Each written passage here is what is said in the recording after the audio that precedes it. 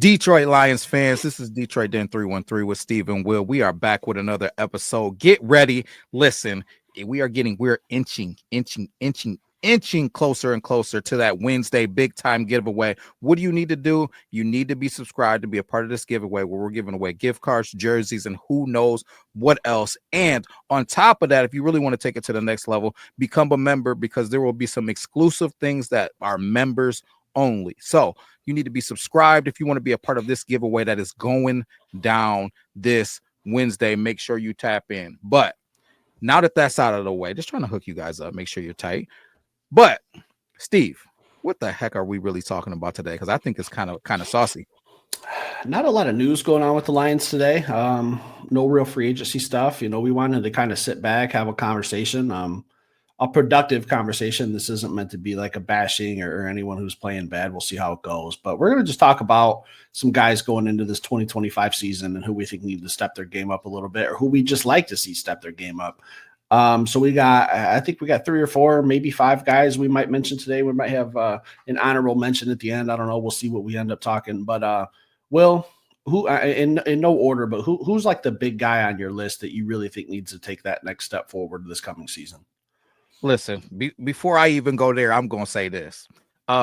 Just adding on to what you just said, Steve, not only is this a list of guys who looking for to take a step forward, I'm going to say this is a list of guys that if they do take a step forward, look out league. Look out league. The league better pray that these guys don't all take a step forward or just even maybe 2 of them and then the rest of them do okay because it will be lights out. And there's some guys that we didn't even mention that could have been on the list. So maybe we'll honorable mention them. Maybe they'll come up in the episode. But I just want to preface it with this, man. If these guys take a step forward, it's problems because we ain't even talking about starters, right? There's only one starter, I think, that's on this list, man. So problems. This is problems if these guys step up. But I would be remiss if I didn't just start it where we left off the other day with the big man, none other than Bradric Martin. Bradric Martin. So, Steve, I don't even feel like I really need to ask you how you feel about Bradric Martin, man. You kind of already laid it on the table. But I'm sure that we'll get into it, but I'll give my piece first, man. Maybe I'll sway you just a little bit because I know you're all the way out. So I'm gonna try to do a little something to break, just to try to reel you back in a little bit. The bottom line for me of Bradric Martin is this: you talk about guys like James Houston, man. The whole Detroit Lions fan base was Houston. We had a problem, man. It was like the hype was crazy, man, because he had a little bit of production. I feel like it's the complete opposite with Bradric Martin. The hype is very, very low because, one, he got drafted out of Western Kentucky and nobody knew who the heck he was. That's the starter. Then, number 2, there's been no production. The dude has been wearing hoodies most Sundays or most game days. So I think that's why the low is so low. But the bottom line with guys in the NFL is this. A lot of the time, it takes time for guys to develop, especially small school guys. He doesn't come from the best coaching. He comes from Western Kentucky. This is not like it was Alabama or, Georgia. He comes from humble beginnings, man. He comes from a small school. He didn't have the best coaching. He didn't come up in an area where he was at one of these high schools that had Luke Kuechly as their head coach. And this isn't what this guy comes from. But what he has is incredible attributes. We're talking about a guy who is 6'5", 330, 340 pounds, has the 34-inch plus arm length. Listen, he's a little bit stiff in the hips, but those are things that can be worked on. His leverage can be worked on. His ability to be able to learn how to be technical with his hands and have his hand placement can be worked on. But the fact that his hands are heavy and violent and long, God said that. God said that. So these are the reasons that I'm not out on Bradric Martin. I'm excited for him to have a whole offseason with a guy like DJ Reader because I'm not looking for him to play like a guy like Aleem McNeil, who was kind of doing the mentorship type deal, a guy that he was looking at as someone that he wanted to be more like, take his body more seriously in the offseason, lean out a little bit, get a little bit quicker. Bradric, that's not what we need out of you, man. we need you to be a little bit more like DJ Reader. We need you to get as strong as possible. We need you to be an anchor in the middle of that defense. And 6'5", 340 pounds can't be taught, man. So, Steve, I think that there's a potential that this guy still can catch on in the league. I haven't completely given up on him. And in a draft where we're talking about potentially drafting a defensive tackle, if these guys are seeing something from Bradric Martin that we're not getting an opportunity to see, or if Coach Williams on his way out said, "Hey guys, listen, don't worry about Bradric. He's a project, but we're getting closer and closer. Hey, stay the path." And then Coach Rogers came in and saw him and said, "No, no, no, no, no. We got this. He'll be okay." Then I think that we can have something here in Detroit with Bradric Martin. So this is a prove it year for me. Steve, did I do anything for you? Are you hooked at all? Do you have any belief? Or are you still not draft Bradric Martin if you're building a high school team in Alaska? William, I made a huge mistake. All right. I made a huge mistake when I said at the beginning of this episode that I was going to not say mean things. And I'm really gonna try. But when you're talking about hooking me, I'm not like a little lake perch. All right. If you want to hook a marlin like me, you got to put in a lot more work than that. All right.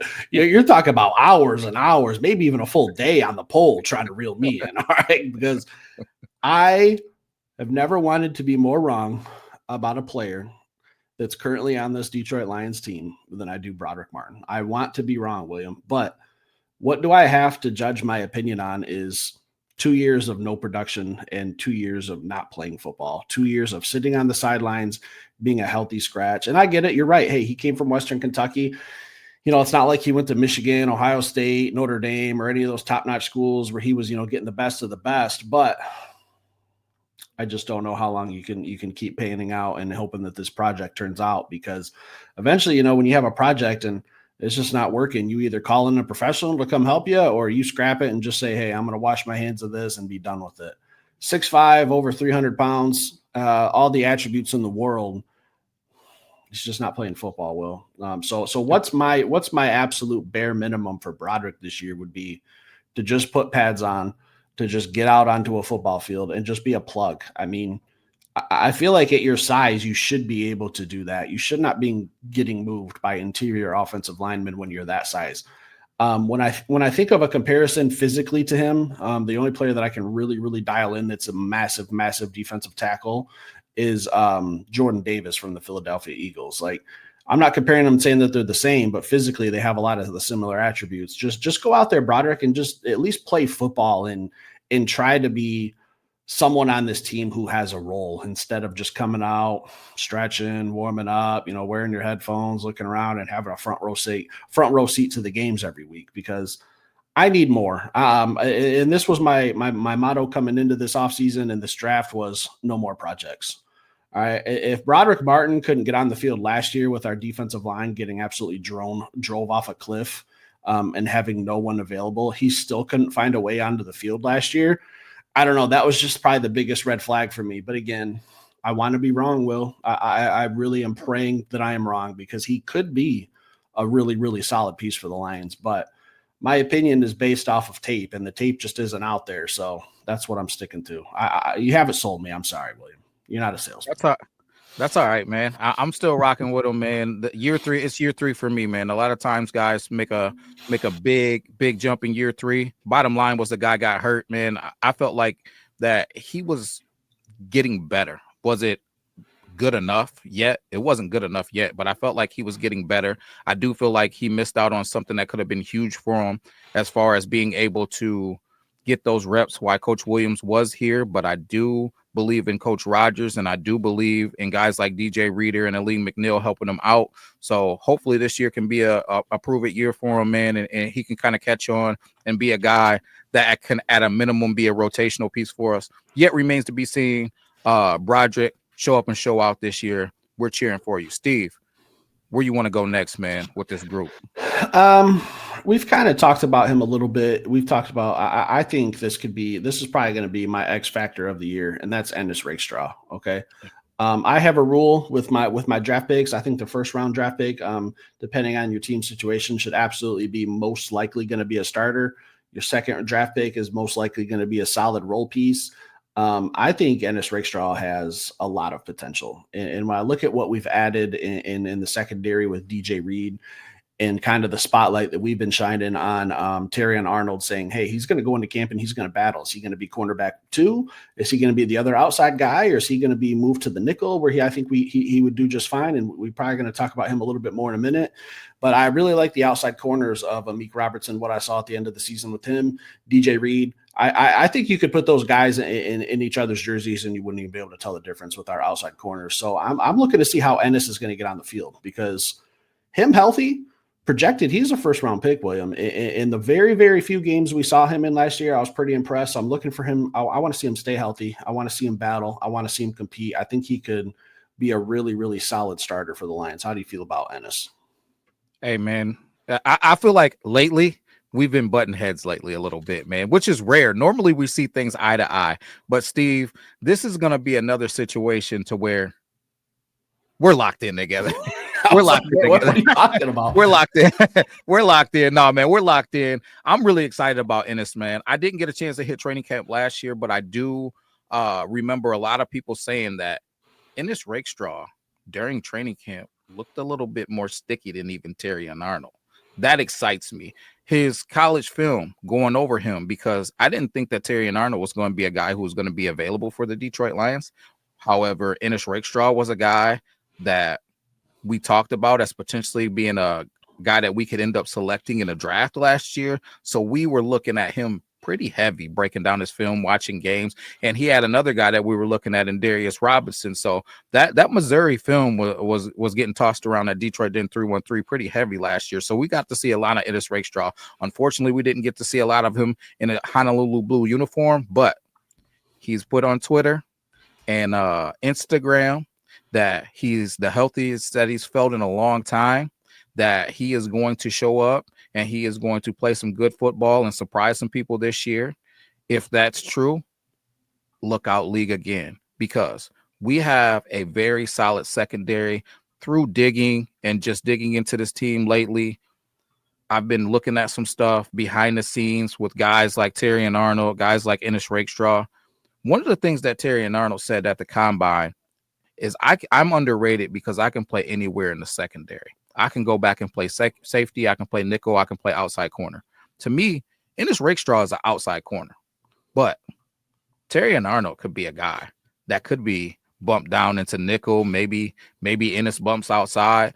The possibilities are literally endless. I think that if all of these guys come together and they're healthy, this secondary is a problem. The odd man out is still a dog, which is scary. So if you got a guy that's banged up with a hamstring or a calf or something for a week, you can shuffle this thing around and not miss a beat. Ennis Rakestraw is a guy I'm super excited about. Can't wait to see him on the field, actually getting some game time reps and seeing him at training camp to kick this thing off, man, competing for a position, because the Detroit Lions play the best player. So last season, the theme in that secondary was bloodbath. I think the theme is going to be bloodbath again. You're talking about DJ Reed. You're talking about Terrion Arnold. You're talking about Brian Branch. You're talking about Kirby Joseph. You're talking about Ennis Rakestraw. Man, it's a very, very, very deep starting position battle. And then if we get another piece or two in the draft, man, in the later rounds, man, it can really get exciting. So peace out, Kendall Vildor. Hopefully the reserves that are coming in now are guys like Ennis Rakestraw, man. Excited for it. Unbelievable. Kendall Vildor had one bad play as a Detroit Lion, and he just gets nailed to the cross for it. Just absolutely nailed to the cross for him. Let's just stick in the secondary. All right. I already kind of mentioned it. Terrion Arnold. Listen, this is not a bashing. I think Terrion Arnold was, if I had to grade his rookie season, I would say he was slightly above average. And that's fine. That's fine for a rookie. I think that's really good for a corner. I think cornerback is probably the hardest position to play in the NFL as a rookie. I don't think he really did anything to stand out in a bad way. He didn't do anything to really stand out in a positive way that was really above and beyond. I would say that above average is, I think, a fair assessment of his rookie season. Going into this year, I want to see him be. I've been trying to think of the right word to use so that they don't get twisted by some of our trolls that we have that come to the show, William. Not all of you. We love most of our fans, but some guys just pop in here and say stupid shit. I want to see Terrion Arnold be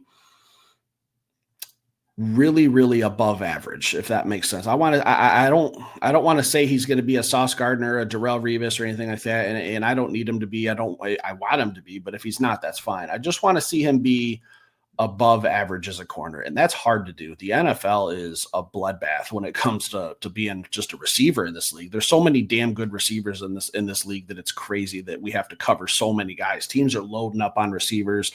You know, it used to be back in the day, like one team would have like one dominant receiver. Now you got teams that have two, sometimes even three. So it's hard to have a secondary that matches up with that. I want to see Terrion Arnold really take that next step. I don't need interceptions. I think that's an overrated stat.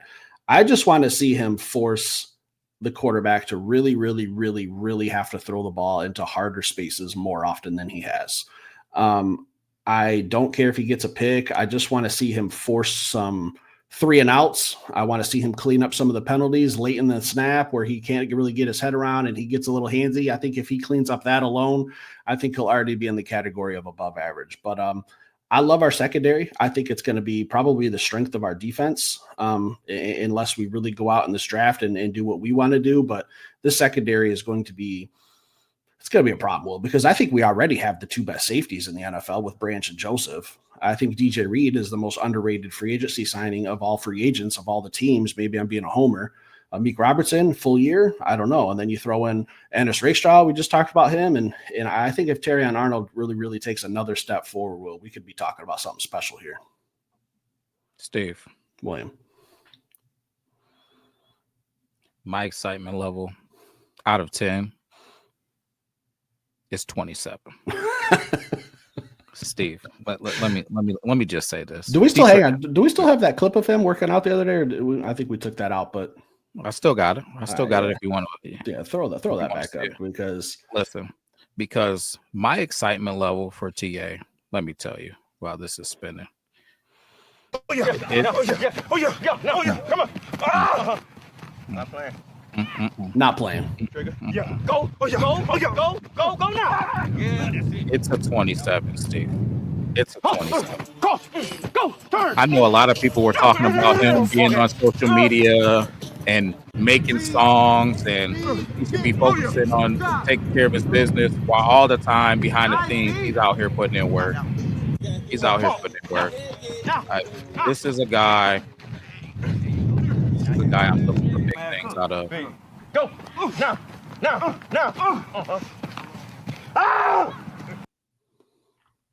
Yeah. So I'm gonna say this, Steven. I'm gonna get off TA, man. To me, he looked like a heck of a number 2 corner last year. What he looked like to me. He looked like a number 2 corner that was gonna be a number 2 corner that was gonna be a solid number 2 corner for years to come. He was gonna clean up a couple of things and be a solid number 2 corner. What I'm looking for out of him is exactly what he said on draft day. Hey, Detroit, y'all got a star. And that's what I want to see. I don't care where he plays. If he plays the nickel, if he plays outside, if he plays safety, I don't care where he ends up. I want to see a star this year. He's got the personality. He's got the feet and the hips. Let's make it happen on the field. I need plays. Brian Branch goes out there and makes plays. Right? Kirby Joseph goes out there and makes plays. Meek Robertson goes out there and makes plays. DJ Reed goes out there and makes plays. TA, this season, you've been doing this, and I love it. I'm not hating. I love it. I love you doing this. I love the pearly whites. I love the handsome smile, the fresh haircuts. I love it all. But make some plays and look out. This defense is gonna. I know what we're getting out of DJ Reed. With the film don't lie. People can talk what they want about the penalties. Listen, his close coverage rate was better than Sauce Gardner's. I feel like my conversation should end there. Like, what are we like? Listen, yeah, like we don't even got to talk too much more about that. Like, but listen, if TA can add to this defense what I think that he is capable of adding to this defense, if he steps into his athleticism and his true full capabilities, look out, man. This is going to be a problem. Don't let us add a pass rush to it. Good night, man. So again, like I said, I'm not going to beat it up too crazy, Steve, but yeah, if he takes a step forward, the league is going to be set on fire with this defense. My last thing I'll say about our secondary is I think that all three of these guys, Arnold, Rakestraw, or not Rakestraw, let me start over. Arnold, DJ Reed, and Amik Robertson, those three I think are very, very versatile to where we could see their role change in on a week-to-week basis depending on the other team and what we were facing in a matchup. Like we could see all three of these guys playing nickel and obviously the other two out outside corner, and we could shuffle that up the next week depending on who we're going against, and you could see Terrion on the outside. I think we have three different guys who can play nickel and outside, and I think that's a nice little weapon to have that doesn't get talked about a lot. I think you have a keen eye for secondary players, Will. So do you agree with that, or do you think that I'm off? I really agree with it, man. And I feel like Brian Brent should be in that conversation too, man, because I just like him. I just like him at safety. That's all. I don't want to touch his position. I know he can do everything as well. Yeah. So yeah, I'm with you, man. I'm with you. One more though, Steve. One more, and I feel like Steve. I feel like this is the guy on this list. I don't know, William. I feel like this is this guy on the list. Listen, because you don't know, I'm gonna go ahead and lead it in. This. Listen. Bottom line is this with this guy. We might be one more season away on him. We might be one more season away.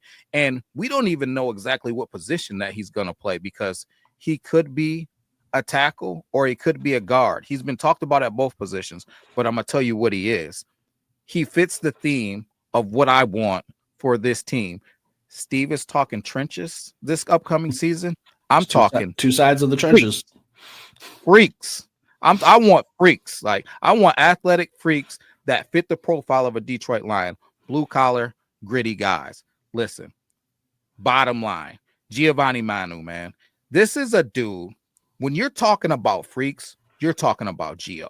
When you're talking about grit, passion, a guy who cares, you're talking about Gio. This is a guy on his way to his first practice was crying because he was so thankful for the opportunity to be able to go out here and chase his dreams. This is a guy who wants it real bad. And Steve, when you want it real bad, man, and not only do you want it, you have the intangibles, right? You have the abilities, you have the attributes. You see the size. The dude's 6'7", 360 pounds. What are we talking about? But he's not just a big, massive blob. No, he's a big, lean man, right? This is a guy 4'9", 40 at that size. This is a guy 35 or 33 and a half inch vertical. This is a guy 23 bench press reps with those freaking long freaking arms, man. This is a monster mammoth of an athlete. And what do you need to play O-line in the NFL? You need to be strong. You need to be powerful. If you've seen him play, it wasn't consistent, but when he put them paws on you, he moved you around, right? He moved you around. Now, was there some technical things that we needed to work on? Man, 100%. But when he got it right, he got it real right.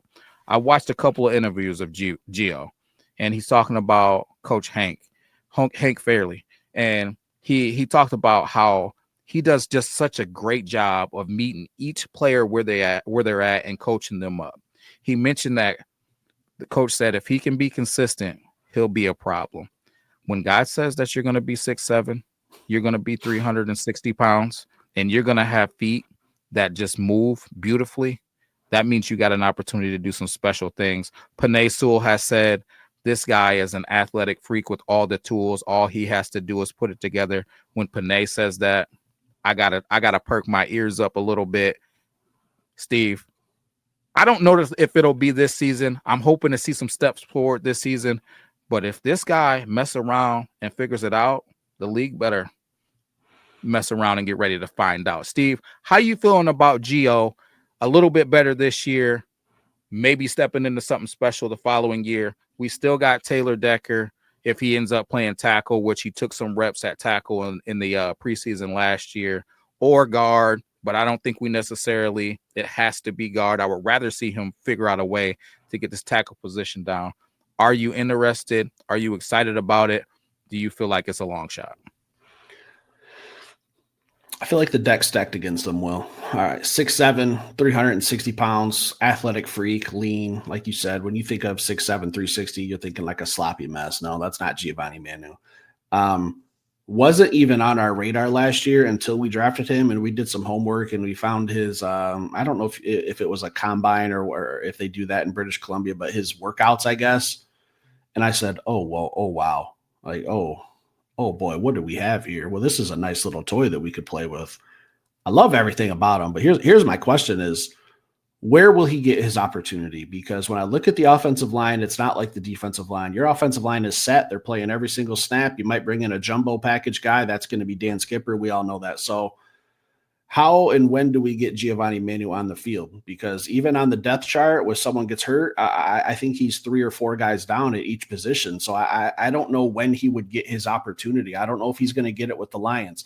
If Taylor Decker gets hurt, it's probably going to be Dan Skipper. If one of the interior offensive linemen gets hurt, I think it's Awasika, depending on what we do in the draft, Mahogany, Graham Glasgow. Like I don't know when we would be able to get Gio on the field, but everything that I see about him, like I don't know if we even put the graphic up, Will, of just how big he is, just standing there. Like he could literally be one of the biggest freaks in the NFL. Like God just doesn't give you 6'7", 360 pounds and just say, hey, I'm not going to have you do anything physical with it. It's scary to look at, but technically he's not sound. He's the same project kind of as Bradric Martin, but I think it's a little different because, like I said, the defensive line, you can shuffle that up. You can have guys come in different sets. And last year, Broderick couldn't get on the field. And I don't think Gio's getting on the field either, just with how good our starters are. So am I excited about him? Absolutely, William. But I don't see his future in Detroit yet. Could something happen a year or two down the road? Yes. But right now in 2025, I don't see him getting on the field in a regular season game. Even if he was technically sound, I think he could probably make a stronger case, but he's an absolute, just an animal. He kind of reminds me of what's that guy from the Eagles that just Mekhi Becton, just an absolute freak of an athlete. He kind of just reminds me of him, just not as technically sound. So Will, I don't know, when would he be able to get on the field? What do you think?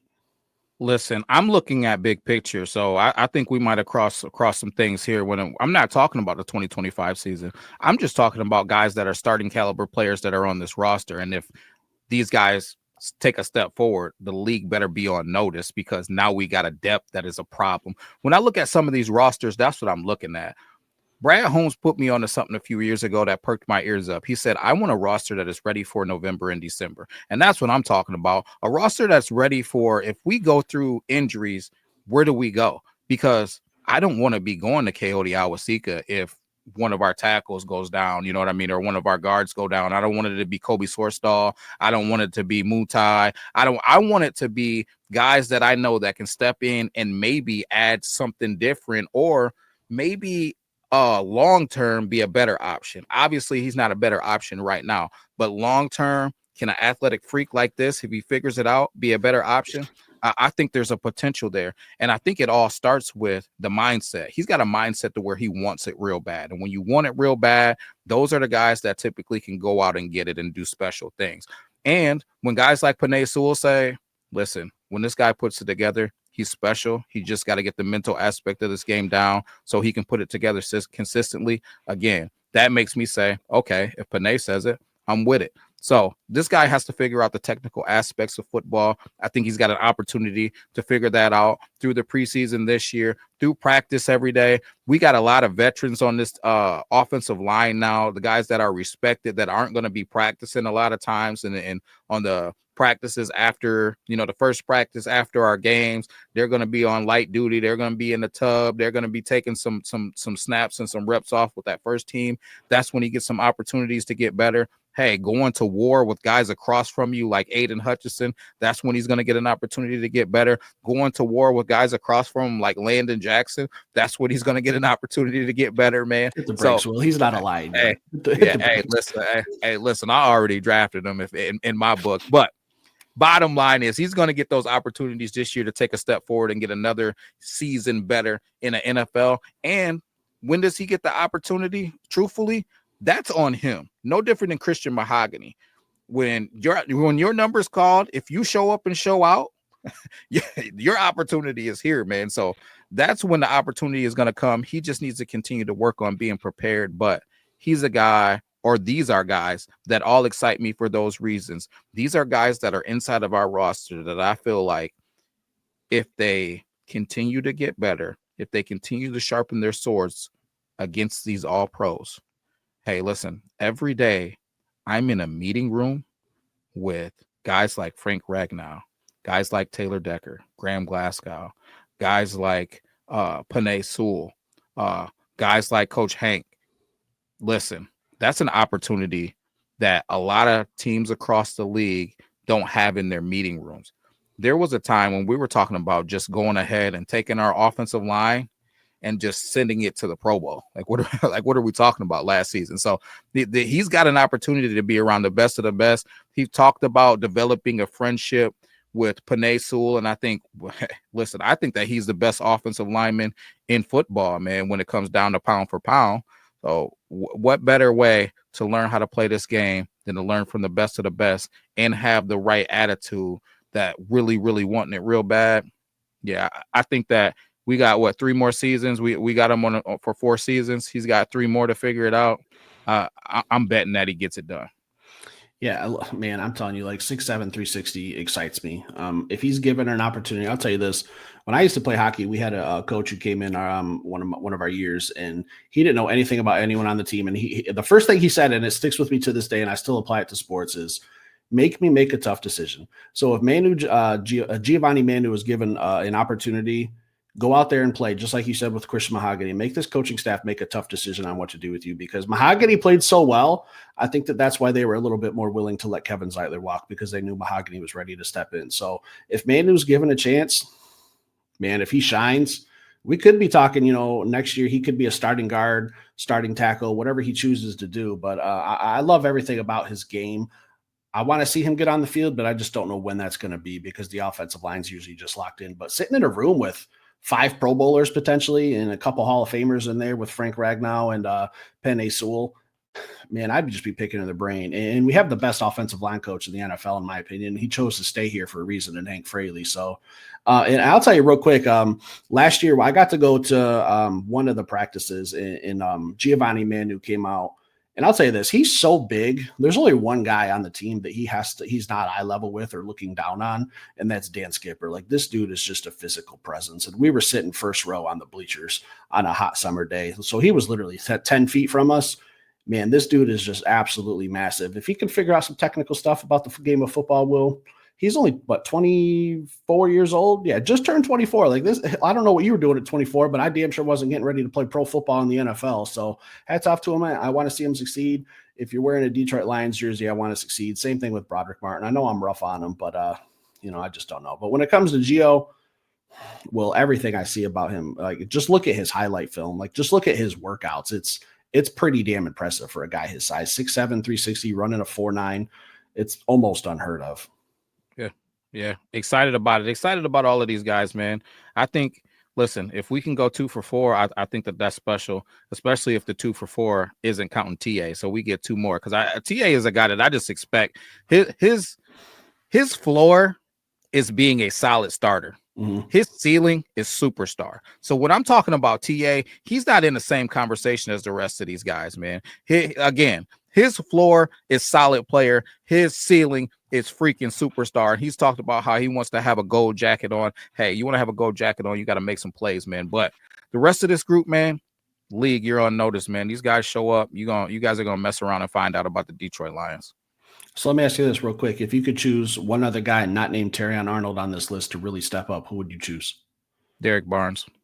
We didn't mention him. Come on. I said on this list. Cheater. Oh, I thought you said not on this list. I apologize. A whole other episode we could have had, Will. Yeah. I thought you said not. My bad. I apologize, man. I said not named Terrion Arnold, but on this list, who would you choose? Oh, it'd be Bradric Martin. Man. I just feel like he's got all of the tools, man. He's, like we said, he's 6'5", he's 340 pounds. He's a fairly athletic dude. The only problem that I feel like is his pad level and stiffness.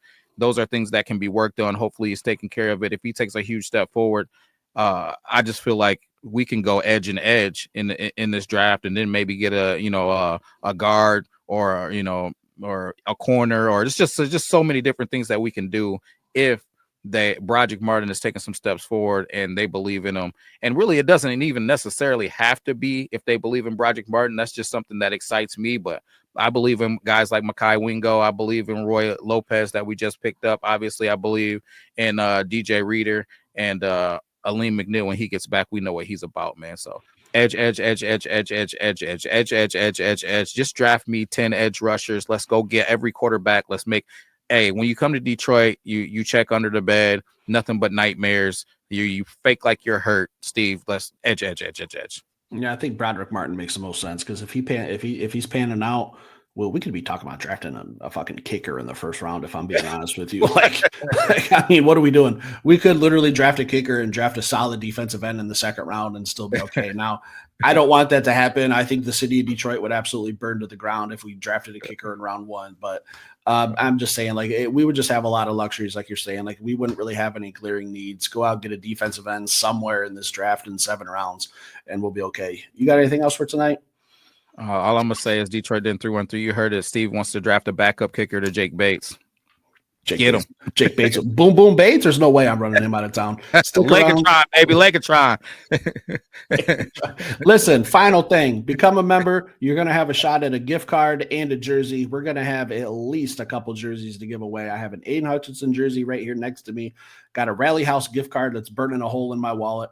I'm going to go up tomorrow, try to get a Jahmyr Gibbs jersey from somewhere, and we're going to do some good shit on Wednesday night, 7 p.m. live. Think about becoming a member. It's not required, but it's greatly appreciated. Thanks for watching. Stick around, hit that like button. We'll be back later with another show. Peace.